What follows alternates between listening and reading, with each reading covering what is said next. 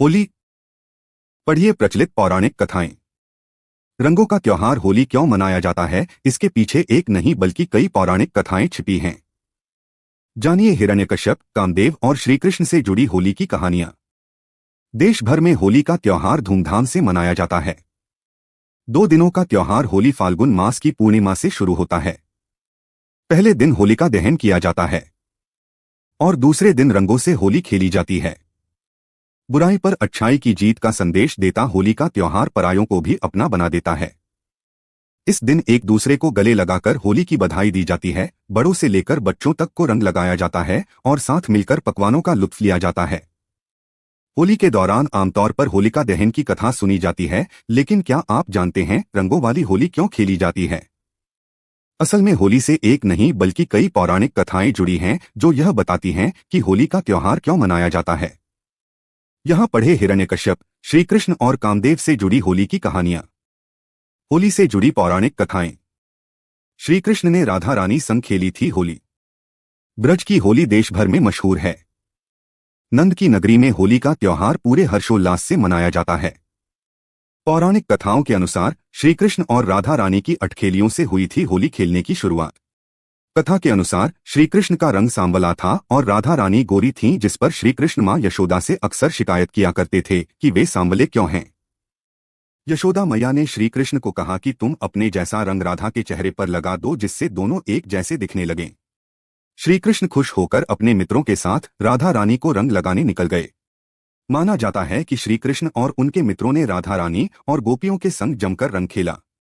इसके बाद से ही होली मनाने का चलन शुरू हो गया और हर साल बेहद उत्साह के साथ रंग खेलना शुरू हुआ, जिसे होली कहा जाने लगा। हिरण्यकश्यप, होलिका और प्रहलाद की कहानी।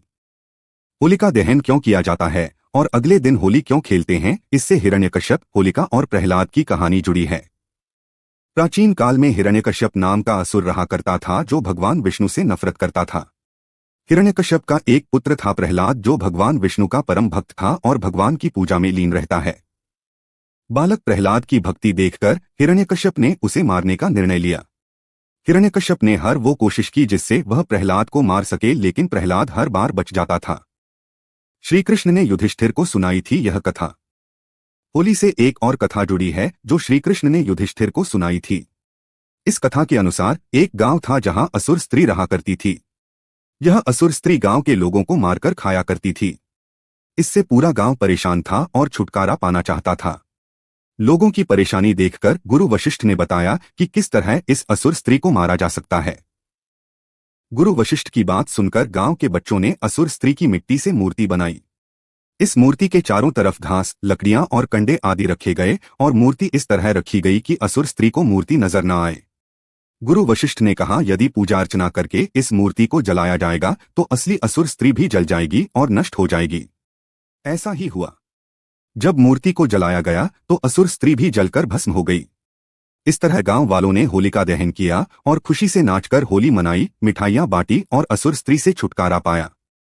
महादेव और कामदेव की कथा। पौराणिक कथाओं के अनुसार माता पार्वती महादेव से विवाह करना चाहती थीं, लेकिन महादेव मान नहीं रहे थे। माता पार्वती की इस समस्या को देखकर कामदेव ने मदद करने की सोची। महादेव अपनी तपस्या में लीन थे जब कामदेव वहां आ पहुंचे। कामदेव ने भगवान शिव की तपस्या भंग करने के लिए उन पर पुष्प बाण चला दिए। महादेव ने क्रोध से अपनी आंखें खोलीं और कामदेव अग्नि से भस्म हो गए। इसके बाद महादेव की नजरें माता पार्वती पर पड़ी और वे विवाह के लिए मान गए। माना जाता है कि महादेव ने कामदेव को एक बार फिर जीवित कर दिया था। इसके बाद से ही होली मनाई जाने लगी।